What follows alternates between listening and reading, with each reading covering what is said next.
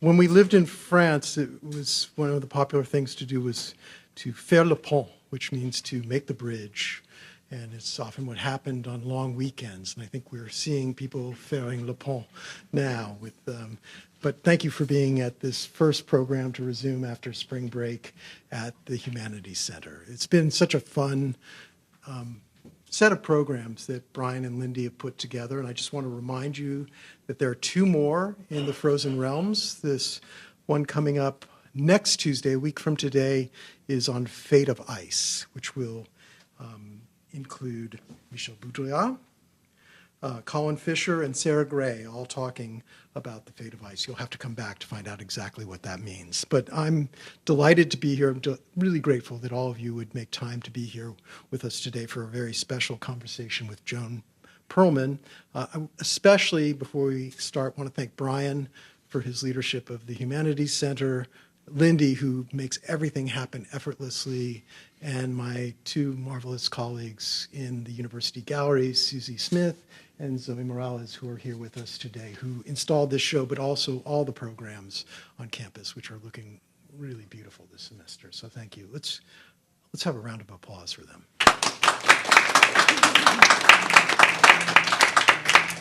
Things a little differently tonight. For those of you who are here for the Mark Dion event, you'll be very happy we're not going to record this in that wonderful echo chamber that we had. Instead, we're going to have a old-fashioned conversation in person with Zoe, who was nice enough after she installed this exhibition to tell me about her curiosity about Joan Perlman and her work, and I invited her to be part of this dialogue as well. Zoe is, some of you may know, a graduate of the University of San Diego in the Department of Art History. She has worked at the Mingei Museum in Balboa Park, and she's also now working in the University Galleries program and very busy with everything that's happening here, as you've heard already. And in the fall, she will begin her graduate studies at the Courtauld Institute in London. So we're wishing her the best. And this is sort of her debut as an interviewer of artists in this forum. But it's really my huge honor to introduce Joan Perlman to this group. Joan was born in New York City. She studied at the University of Michigan and at the New School before receiving her BFA from the California College of the Arts in Oakland and her MFA from the San Francisco Art Institute. Although her recent work contends with the dramatic landscapes of Iceland, Perlman's daily life is based between Los Angeles, California, and Lamy, New Mexico, where she lives. Perlman's large-scale paintings, voluptuous drawings, two of which you see here on display in the Humanities Center, and film-based images have been featured in solo and group exhibitions both here in the United States and abroad, most frequently in Iceland, where solo shows have been mounted at the Hafnarborg Institute of Culture and Fine Art in Reykjavik, and you'll forgive me, the Skirdu Klaustur in Fjóðsdóttir, which are two premier art venues in Iceland. Her videos have also been part of dozens of prestigious film programs as well, including the Nordic International Film Festival and also the Currents New Media Film Festival in Santa Fe. In her video works, Perlman often collaborates with internationally recognized composers, including Laurie Spiegel, Chris Watson in this case, and Linda Buckley, to name only a few. Perlman's work attracts critical attention and has been discussed by arts writers in the New York Times, Hyperallergic, the Boston Globe, NPR, and RUV, which is NPR equivalents in Iceland. The recipient of numerous grants, residencies, and fellowships, Perlman was recently awarded a 2022-23 Arts Fellowship from the American Scandinavian Foundation. And this summer, she will return to Iceland, a place that she describes as her muse, for still another residency, which maybe she'll talk about at the NEAP in Skarðsströnd. Perlman's work can be found in the permanent collections of museums throughout the world, including the Fine Arts Museums of San Francisco, the Terra Foundation in Giverny, France, and the Bear Art Center in Hofsós, Iceland, to name just a few institutions. Astute observers may recall that USD's Humanities Center has hosted Perlman's work before. An early part of the screening series featured her work. We showed Thaw in the second iteration of what is now this long-established series. And the memory of that profoundly sublime work prompted Brian and me to invite her to show another video. This one's brand new. It's never been shown before. You are the first to see it, entitled Sweep. Beyond this reason, Sweep dovetails neatly with the Frozen Realms emphasis of the Humanities Center this semester, and it suggests the enduring ethos of Perlman's creative efforts, I think. As she herself memorably puts it, this is a quote from Joan, I hope you don't mind, the far north, and in particular Iceland's volcanic landscape, has strongly influenced my studio practice for over 2 decades. The country's spare landscape, young geology, and otherworldly color and light continue to provide a rich source of inspiration for my creative practice. Ultimately, my work is as much about transformation and metamorphic energy as it is the primal terrain of Iceland. All of my work, video, painting, photography, explores the raw, immutable energy of nature and how this energy is redirected in a shifting climate. So with that as an introduction, please join me in welcoming Joan Perlman back to USD. Just so you know, our plan is Zoe and I are going to ask a series of questions, and then we're going to open it up to you, and there'll be a chance to watch the entirety of Joan's video work after. So why don't we start, Joan, by you telling us how it is you approach your task as an artist in the most fundamental ways. I would say that I am foremost an intuitive artist, even though I, especially with things like video and photography, ends up connecting with the world in straight imagery. I started off as a painter and printmaker and drawing, and I still am. But I come from a place of it's really important for me to have the connection to the things that are speaking to me in the world. So that's where I start from. And I got involved with Iceland through a long series of dreams, which are also been very important to me my entire life, starting when I was young. And I just have very much connected with that place, the landscape, and especially the metamorphic energy of a place, a very strange place that's constantly remaking itself and changing. It's very unusual. Yeah. Just to be clear about the sequence, you started dreaming about Iceland before you ever visited the place. Yeah, I never thought about it. Yeah. And I'm an urban person. I grew up in New York, and I've always lived in New York, San Francisco, and LA. And then Iceland has become more and more important to me, so it's a big part of my life at this point. And it certainly is a big part of my work. And how does Sweep plot into that? Oh, we're going right to Sweep. Yeah, let's...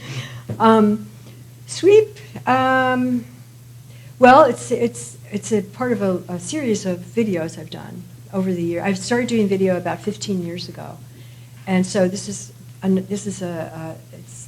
it's part of that group. And what happened is I traveled a lot.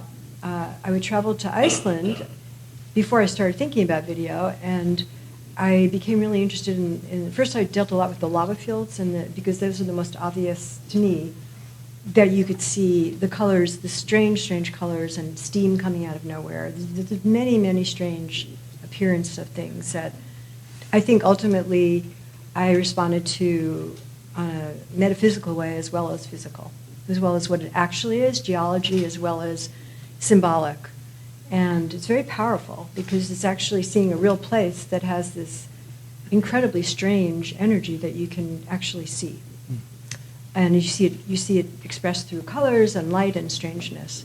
And I think for a lot of artists, it's been very, very inspiring and incredible. It's ultimately totally mysterious. So that's pretty great. And it never stops being that way for me. I always see new things there.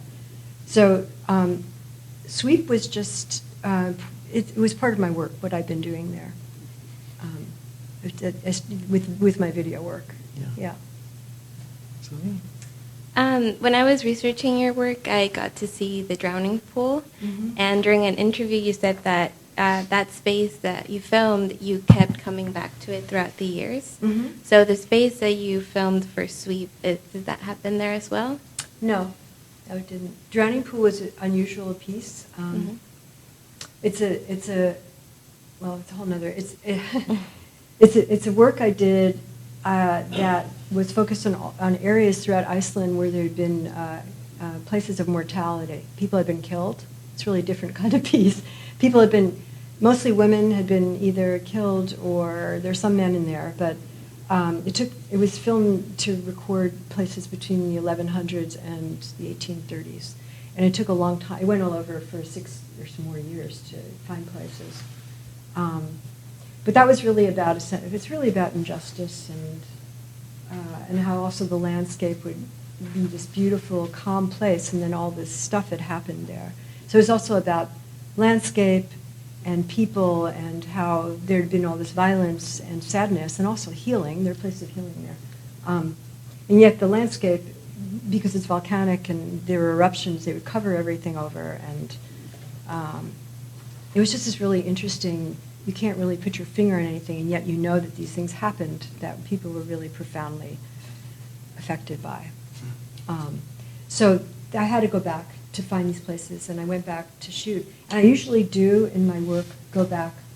The other pieces that were shown here, except for Thaw, I did go back several times, like over maybe 3 years to shoot. Sweep was done, I was staying in the East Highlands, and I was at a Skrutuklastur where I had a show. It was a museum there. I was staying there, and you could go up into the Highlands. And I went up and was shooting. I went up to, that's another story. Do you want me to tell the story? Yeah, go ahead. Okay. I had gone there in May and had planned this to go up into the Highlands, which is not that easy, and it's nobody there. It's a huge plateau at that time of year of white. Just it's basically glacial and volcanic wastelands. It was covered in snow. I got there really late because everything was frozen and they'd shut the roads, so I couldn't get up. So the first weekend I could go, I went, and I went to see this dam called the Karnukar Dam, which was very controversial. It was built for Alcoa aluminum smelting, and it was very invasive on a pristine landscape that affected species up there, flooded whole areas, ruined some of the rivers. So it was a lot of people were really upset about it. So I wanted to go see it. And so I drove all the way in, and on the way back, I passed all these big areas of melt because it had been such a long, delayed spring that the weather there is very kind of changing now because it's so far north. It's really affected by the weird climatic changes. So these are, I didn't even know what they were. They're these big areas of water that they looked like they were the ocean or lakes, but they weren't any of that. Are they deep? I don't know. I don't think so. I don't know. But all the different colors in them were mysterious to me. I still can't really tell you why there's different, very clear striations of color. And some of it is the aqua of melting ice, which that makes sense. It's usually pale aqua with ice and glaciers. And then right next to that, you have this very dark other color, which in a different place you'd think, well, that's just the shadow of the land coming through. But I don't think it's what it was. And because right beyond that, there's another thing. And it just was so strange looking that I stopped and filmed it. So it was all filmed in one day. And it was extremely windy. So that's how that happened. So it was a little unusual, yeah. And it was also unusual because it was like a Zen thing where I got this, I captured something, which is what Iceland is for me, of this incredible things that you just happen to pass that don't make any sense. They're so different from everywhere. So that's that story. And can you speak to the role that sound plays in this video and what it was like to collaborate with the British composer Chris Watson? Sure. It took me, I do a lot of research for sound about what would work for the images. And this particular piece, the sound is really important. I feel like it's really congruent with the work itself. And I think I thought about this with your question, because my other work, I think the sound that has worked the best are field recordings. And it took me a while to get to that. But because there's so much about an experience of an actual place, and then beyond that, it's like, okay, here's the place, but I don't really understand so much about it. I just decided to go with field recordings because that sort of goes with what, it's just it's part of it. It's part of that place.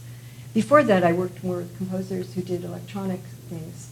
And that was more a semi-collaboration with how they responded to the piece, and then going back and forth with how I felt about, the energy of it. So this one, I just felt, this sound is like a parallel to the imagery. They're both relentless images of just wind, and sort of endless natural oddness. I mean, I don't even know, I can't tell you what the sounds are. They're made with hydrophones and geophones under the earth and under water, way under the Namib Desert, which is supposed to be like one of the oldest deserts in the world and the driest, which is the opposite of this. But, Chris Watson said, well, how interesting that you chose this to go with that. But I think, for me, it really works, the feeling I'm looking for. So that's, that's how that came about. And I actually collaborated with him on my thought piece, too. For that, he put mics underneath glaciers, and he also got very strange sounds of creakiness and drips and things you would never, ever think came from the natural world. It's like breaking glass. Yeah, like breaking glass and creaking, weird creaks. So it's pretty amazing, actually, what he does. Yeah. You've said a couple of times just in this conversation that you're struck by the oddness, the weirdness of the Icelandic topography and geology. How much of that do you think has to do or is put into relief for you by climate crisis today? Is that a big part of your attraction to this place? I don't know. The climate thing makes me very sad, of course. But in terms of that question, it makes me really sad because I think Iceland's a good example of the incredible, for me, ultimate mystery and wonder of nature, the natural world. And a lot of artists, that is where they connect to the world. And that's their language. It helps them have a language. So I felt like that before the whole climate change. I started going there in 1995, and it was quite different then. In what ways? Can you point to specific things that have changed just in that time that you've been going there? Yeah, the most obvious ones that I can see myself, I've read about it too, but what I can see when I go is that there's definitely, the glaciers are definitely shrinking, definitely. Because I've gone to some of them and there's like rock, and I'm thinking, what happened? The whole landscape looks different in that area because it's rock. And if you see a big thing of rock where it used to be a glacier, you think, oh, okay, well, it's changed. But when you think about why, it's incredibly sad to experience it in person.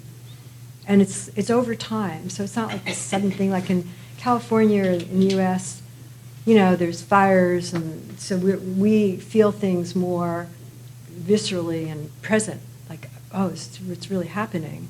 But in a place like Iceland, it's like, I don't know, somebody's reached down and just like changed the whole thing back. And for a long time there, I started talking to a geologist there in 2006. And at that point he said, well, we think it might be climate change, but we're not sure because there's a lot of, we have a lot of fluctuation here. They had the little ice age in the 1600s. They have the glaciers come and go. They get really cold and it gets really icy, and then they recede. It goes back and forth. But at this point, there's absolutely no question about it anywhere in the north or south extremes. I think so. So anyhow, yeah, if anything, it just feels like an intrusion into something that is the life there. It hasn't affected vision, like the volcanic activity that's going on there now has nothing to do with climate change. Right. But that kind of thing. And then I think the temperatures are quite different. It used to be really cold when I went there. And now they get up into the 60s in the summer, which is really warm for that area.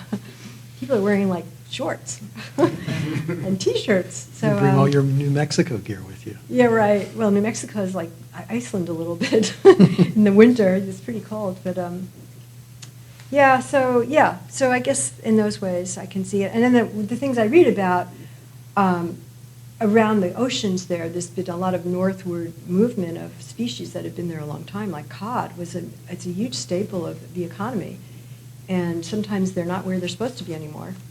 And the capelin and herring have used to be in the north, and they've gone. They're not. They had huge herring production factories, and they're gone. The capelin's gone somewhere north, further north. No, wait a minute, south. No, north. It must be north. Yeah. It went north, yeah. Yeah. So anyway, yeah, it's definitely affected. So we've talked a little bit about why you first visited Iceland. Is it still as interesting to you as it was when you first traveled there in 1980s? It's still, it's still amazing. The basic things that are about change and, the geology and how it's affected the landscape it's still there. So that's always, because it's about change. I think it's one of the things that's really compelling to me is about constant change. Convulsive change. Yeah, convulsive change, and also just that nothing stays the same. And I think that's part of my work as an artist. I'm just really interested in the kind of the fluidity of things, and how things are constantly changing from one thing to the next. So that's still really interesting, and I can still see it there, and it's still really beautiful. It's not the same as when I first went, just because nothing is when you've seen it for many years. But it still has a lot of power for me. Yeah. Do you feel like you've covered the entire landscape there, or are there still places you want to go? No, considering it's an island, it's kind of vast feeling. Yeah, no. You might have mentioned this or touched upon it, but can you give us a glimpse of what a day of filming in Iceland is like?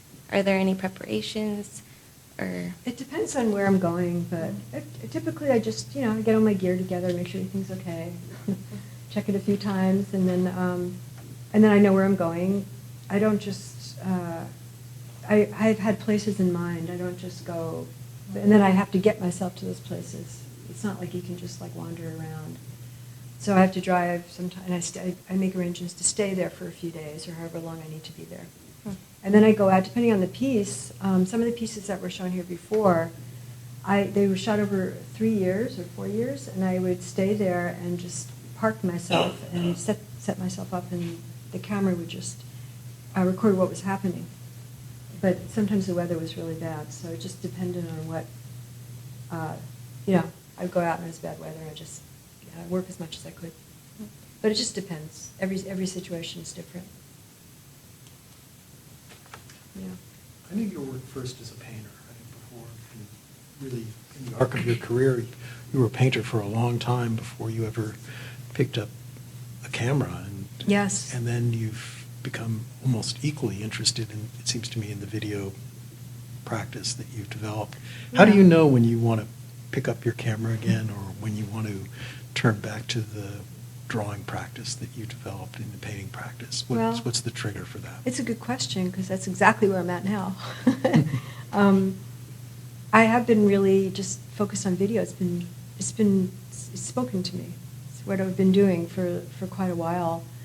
But I really feel like painting again. Yeah. I know it's hard to. Well, you have a new studio, too. I have a new studio. I live in New Mexico, which I think is part of it. New Mexico is sort of like, you're like in the middle of what makes, it's visually unbelievable. It's beautiful light and beautiful, strange color. It's a little bit like Iceland that way. There's something about the silence and the quiet, the light that just is very inspiring for painting, which is different than video. It's really different. Will it change your painting, you think? I think it will, yeah. But I'll let you know what happens. Yeah. But I really have felt like it's time. I'm ready to go back. It doesn't mean I stop doing video. I just go back and forth more. I remember you working on these big canvases and relative to your body, big. Yeah, they're big. Yeah. Spaces. Is it still that big? They're going to be. I have some that they're probably going to be around 7 by 8 feet. Some of them. It's big. Yeah. I can't work small for some reason. I think it's one reason video is appealing because you can just shoot something and it's like this. It's like this big. It's a big place, a big feeling, but you just can capture it, and it's a way to capture the same thing you'd get in painting, but it's quite a different process, and it's Yeah. photographic, so it's really different. Well, a moment ago when you were talking about the color of the water and things like that, it was almost like a description of some of your large-scale paintings and the way that Yeah. they're tiered and built out of that sense of color. And I think about those paintings being very close to this kind of panoramic video practice. Yeah, they definitely go back and forth. I mean, when I first started doing video, there was definitely I work on video and then look at my paintings I'm working on in the studio, and there was definitely a connection. There always is. And even for me, the video is almost done after I finish shooting, because the shooting is the part that I really love. That to me is creating paintings, in a way, because the framing is super important, and all of those things you think about when you are painting, as you don't even think about, it's just composition and the color, and it's part of the framing. And Iceland also has this natural geometry, which is very strange. In nature, it has a lot of geometry, and also this organic thing goes back and forth. So it's kind of like, I mean, I don't think I'm lazy in saying this, but it's sort of like it's there, and then you frame this incredible thing, and that for me gives me a lot of pleasure, and it's really where the work is. And then I come back and I make it into a piece. But I have to carefully choose what I shot and make sure it works for me. Do you ever go back and look at what you've shot and think, oh, I missed that, I need to do something with this? Yeah, I do. I have a lot of footage at this point. Yeah, it happens a lot. Yeah.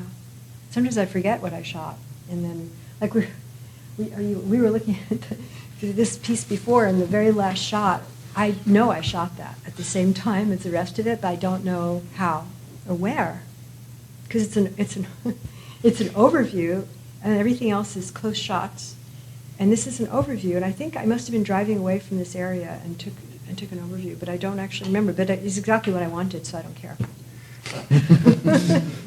It worked. Yeah. Another question, Zoe? Could you tell us a little bit about what you're working on currently? Well, I'm about to start some paintings, big paintings. I had been working for I started in 2018, a big project about the tides. And so I've been shooting a lot in Iceland and doing small paintings, gouache studies. And I also got interested in seaweed. So right now it seems to be a very coastal directed ocean kind of imagery. So that's where I'm going to start off with the painting. I don't know if it's going to stay there because you just don't know, but that's that part of it. And then I have a lot of footage for the tide piece. That's going to be a big piece. So that's what's going on at the time. And then I'm going back to Iceland in a few weeks to continue work on that. I'm going to be based in the same place I've been working for the last few years. Wonderful. Yeah. Thinking about the Icelandic artists that I know, people like Ragnar Kjartansson or Ólafur Eliasson, Mhm. do you see yourself in a dialogue with those artists who are some of the most important people working today, or more in a dialogue with artists here in the United States, or that doesn't even matter to you? I would say some of the Icelandic artists, I love their work. I like Ólafur Eliasson's work. I love Ragnar's work, but his work is so different from mine. Yeah. But I know a lot of artists there by now. And one thing I have noticed is that the ones that do work with landscape are coming from, this took me a long time to figure out. I looked at it for years. And they were born and grew up in a really different environment than me. I'm always going to be the outsider. So even though I love that place and I connect with the landscape, it's just different. So I feel like there's a dialogue because of that, and people have responded to my work there. But It must feel good. yeah, it's nice. Yeah, it took a long time. I went there for the first 10 years. I didn't talk to anybody. I was anonymous. I didn't want to. I didn't know anybody. I just went and traveled. But it's changed quite a bit, and I feel like there is a connection, but I do feel my difference, and sort of a paradox. I feel the difference even more when I'm actually there as an artist than I did here, because there are people who are actually working from that place, and it's part of their blood, and plus they have everybody there has a long history of being there in their family, their genealogy. It's just a very strange, it's an island, and you go back to the Vikings, and you really do. And so there's this very deep thing of what it means to be there, and I feel like that comes out in some of the work that I see about nature there. It's felt. It's like you went out when you were 5 with your geologist father, and you went to see, it was just normal, the kind of place you went to wasn't Central Park like me. It was like, the Highlands, a volcano, and that just is normal. It's normal to see things erupting. It's normal to see the northern lights. And so it's just a really different experience. So it's actually really interesting, yeah. That sounds interesting. Yeah, so I think there's kind of a different way of relating to other artists. So I think we should open it up since there are questions. I have a question. And go ahead, Irene. Am I correct, Joan, that you grew up in New York City? Yes. So you were near galleries and museums, and I wonder who were those artists, painters, and others who you liked when you were a young person in New York? That's a good question. I would say that I started thinking really about art and artists. I went to the High School of Music and Art, but it was during well, I shouldn't give away my age, but anyway, there was a lot of political stuff going on then. And so the focus was actually about politics, and I really started going to museums at that point, though. And I would say I would consider myself, to answer that question, starting off when I first got to college, I really started to pay attention to other painters. And at that point, I was really interested in people like Helen Frankenthaler. Mm-hmm. And soon after that was like Richard Serra, who I loved, who just passed away. And who worked in Iceland? Yes, he did. He was a beautiful piece in Iceland. Robert Moskowitz, who also just died. I became really interested in people who did very minimal abstract work. But before that, I would say as a young artist, I remember Helen Frankenthaler was an important influence. And she was very free, and she was one of the first people that started working on these unstretched canvases, and it was just about flowing color and light. And of course, she was a woman, which was nice. But when I was younger, I would go up to MoMA and see like Matisse or Manet. I mean, I went through a whole period of Japanese art being really important to me too. The asymmetry of it and the immediacy of it was really powerful.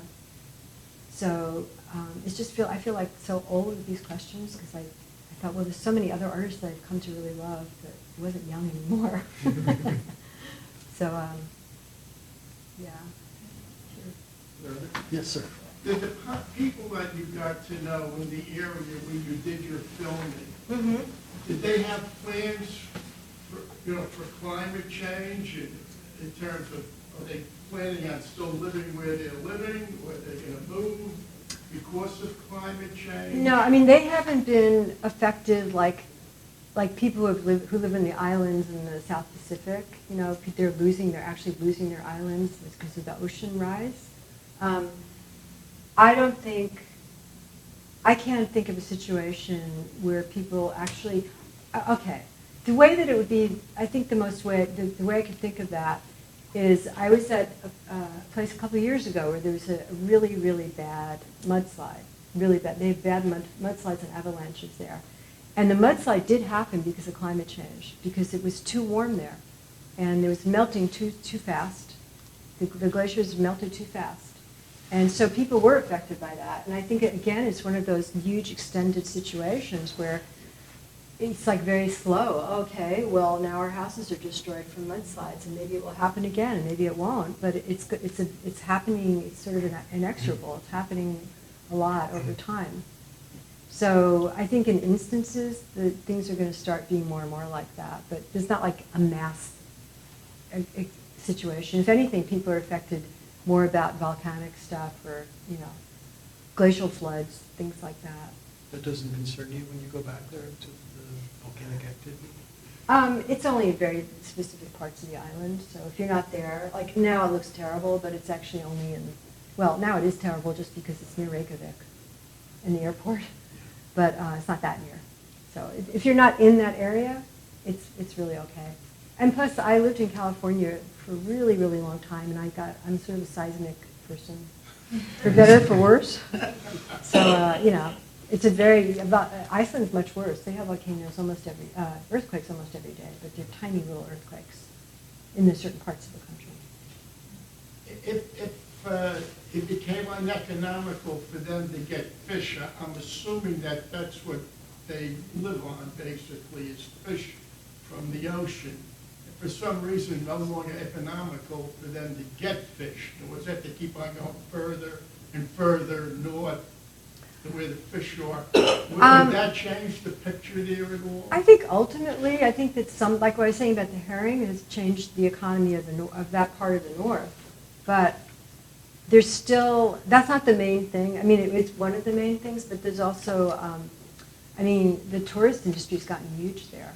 It's gotten big, and that's become a big economic source. But they also have a big sheep thing going on, and they have other things now. They have agriculture, and the Alcoa plant was about basically they thought they were going to bring in a lot of income by letting Alcoa build this huge dam. And it turns out that they didn't even need to do that because it just benefited Alcoa. That's why people are really upset about it. Because they don't need hydropower in Iceland. They have these incredible rivers. Did I say hydropower? Yeah. Okay. Anyway, they don't need it. They have their own, they get their own, they don't need these dams. And they were just doing it thinking they were going to get this economical boost, and it didn't really help at all. It helped a tiny, tiny bit. So, Thank you. Sure. Yeah. Michelle? So I was intrigued by the fact that you said you dreamed about Iceland and that's what got you there. So my question is the reality and the dream, how different or all the same? Or Oh yes, I've been asked that many times. You opened up with something very intriguing. I know, yeah. It was only the same. It wasn't visually, because I didn't know I never had seen anything. It was more like the sense of otherness and strangeness. And that, the whole time, my very first trip there, I went for 6 weeks by myself. And the whole time I was there, I kept thinking, I'm here because something has reached out to me and I don't understand it. That's all I can say. But I did love it. And if I didn't love it, I wouldn't have gone back. But I didn't expect it to slowly transform my life. Derrick very kindly gave me my very first show at that Icelandic work in 96, right? It was 96. And at that point, I was just doing it completely for myself, and I was just responding to my experience of being in this dream thing. And then it slowly started to come into my studio practice. It's been a long process, actually. Do you still dream about Iceland? I dream about having, planning to go there, like airlines. It's always about packing. I'm going to miss my flight. It's not about the landscape anymore. I don't think so. No, it's like once I started going there, I'd stop dreaming about it. That's interesting. Yeah, but now it's more anxiety about stupid travel stuff. Missing my flight. Did I get my ticket? Yeah, things like that. Anxiety dreams. Yeah. Tiffany? Yeah, I have a question. Coincidentally, today I was teaching my class and we were discussing the history of video art, and from the 60s on. And one of my students asked me, well, how do you define the difference between video art and say like a documentary or a mainstream movie. And we discussed for a while about intention and especially the audience and their experience of the film. And you talked a lot about how the art making was what drew you to video production. I'm really curious how you want, USC students to experience your film, how the audience is built into the media itself, or are you not thinking about that so much? I don't think about it a lot. I mean, I do think when I'm showing video, it's definitely about a dialogue with people. It's not just for me. But I guess I'm just trying to share an experience and then put it out there. And other people are going to, I mean, in my experience of showing things, it's really interesting to see how people connect to it in different ways.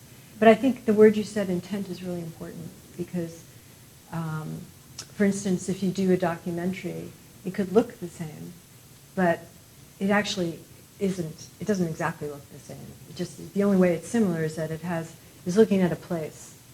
It's recording an actual place.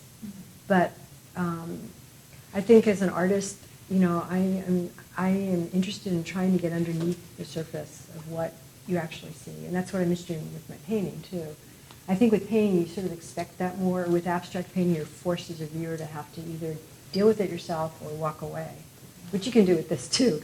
But with video, because it's starting off in the world, it sort of maybe starts off in a different place, but I'm still interested in that, sort of what happens beyond that. I mean, even this, when I myself look at this imagery, it's sort of not about what it looks like. It's about something else, and I guess that's what I'd like people to. Where I would hope people can feel that and maybe see what that's like. Yeah, I don't know if that answers your question. Brian. It's actually just building on everyone's question. I'm in love with this piece. This is my office here, and this has been up all day, and it is an extraordinary experience to have the sound of this piece filling this centre. And I've been having office hours all day as well, and this is really one of the very few times that students coming in to have office hours with me have gone into the gallery itself. No, that's great. And Yeah. they've come out with, and they are very mesmerised by the piece, and have talked about a mixture of feeling unsettled. The sound is unsettling, but also deeply, sort of viscerally moving, and attractive. So, and that's how I've been feeling it as well. And on that sort of idea of things that are both appealing but also sort of unsettling, this makes me think about the connection of your work to the idea of the sublime. Do you see your work fitting into that tradition?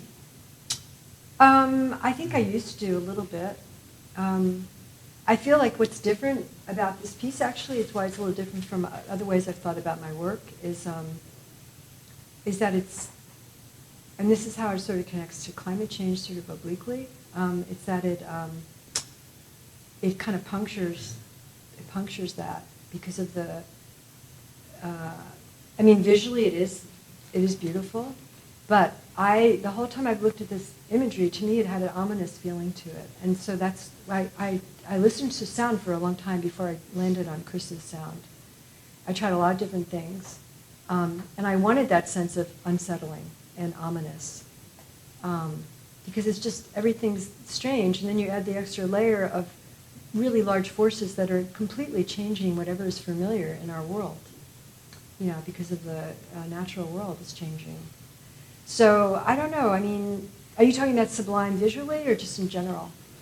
Well, I was thinking about sublime in general, but also that auditory component that someone like Burke speaks about, the tremulous noises that produce an ominous and unsettling effect in the hearer. Mm-hmm. I missed the first part of what you said. Oh, I'm sorry.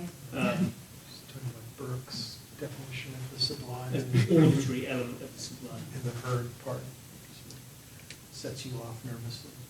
Oh, okay. Yeah. Well, It does. That's good. No, I like that it looks like it's just this, it's just this beautiful place, and then it's not. It's just, I think the reason your students maybe seem mesmerized is because there's something really troubling about it all, and that's why the sound is more important in this piece than some of my others. It's important in the sense that it's really congruent with the imagery. It's an important part of everything. I think for other pieces, it's abstract because they're not being shown here, but it was image driven, and the sound, the field recordings or whatever was with it, were kind of emphasizing certain things about the images. I think Thaw is a little bit more like this too, and it's also the same composer. And he also is going to a place, and he is immersing himself in it. And what he's doing is immersing himself in the sounds, but again, it's underneath. So I think that is also appealing to me, that everything's sort of not what you see, it's what's invisible, and it's really powerful. So so that's kind of the feeling that I wanted to have. I think you have to stay with the piece and feel it, but I feel like it's not hard to do that because it's so of a piece. It's just like one thing, sort of. Yeah.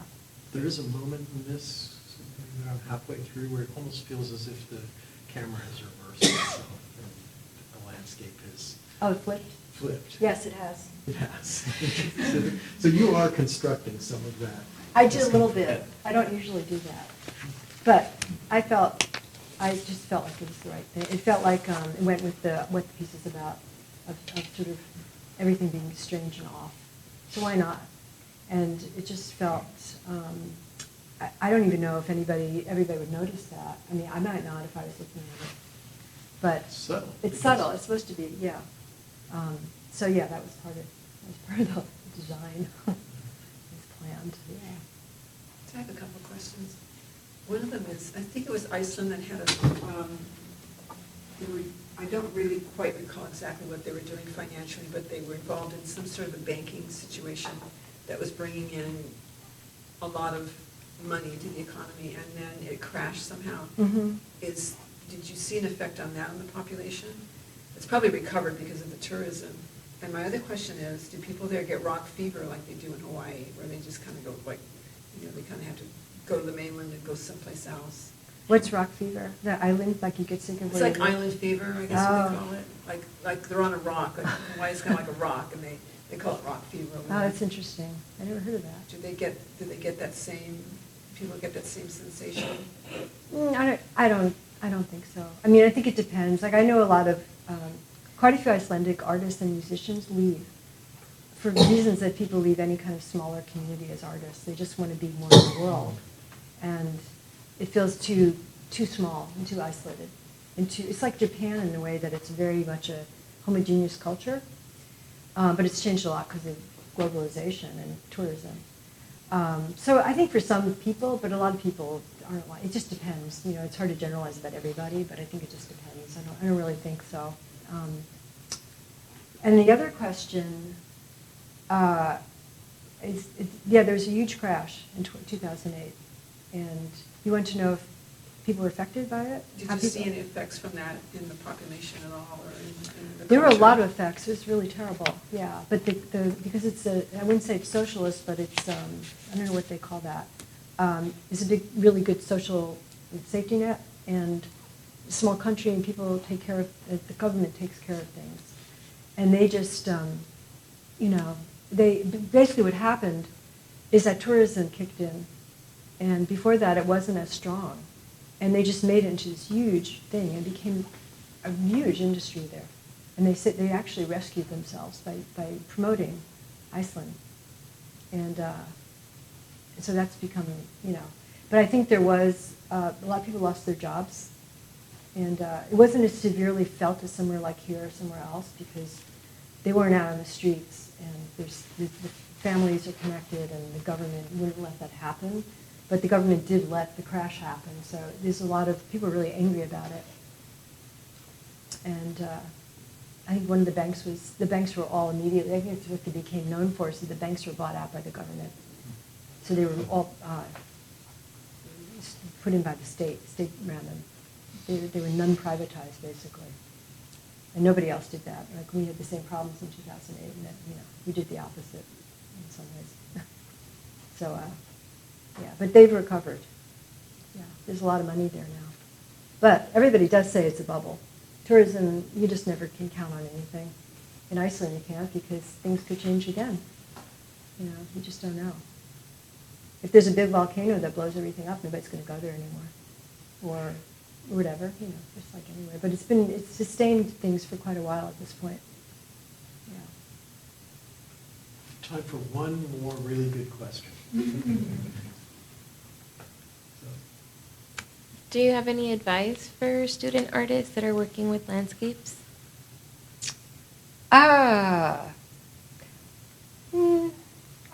The only advice is just to just listen to yourself. Whatever you do, if you're drawn to something, understand why without thinking about it too much. But I think that whatever's happening, if you really love whatever you're drawn to, then whatever's happening there is going to come into your work, into your consciousness about it. So, yeah, I don't it's very general. I don't know. That's what I would say, though.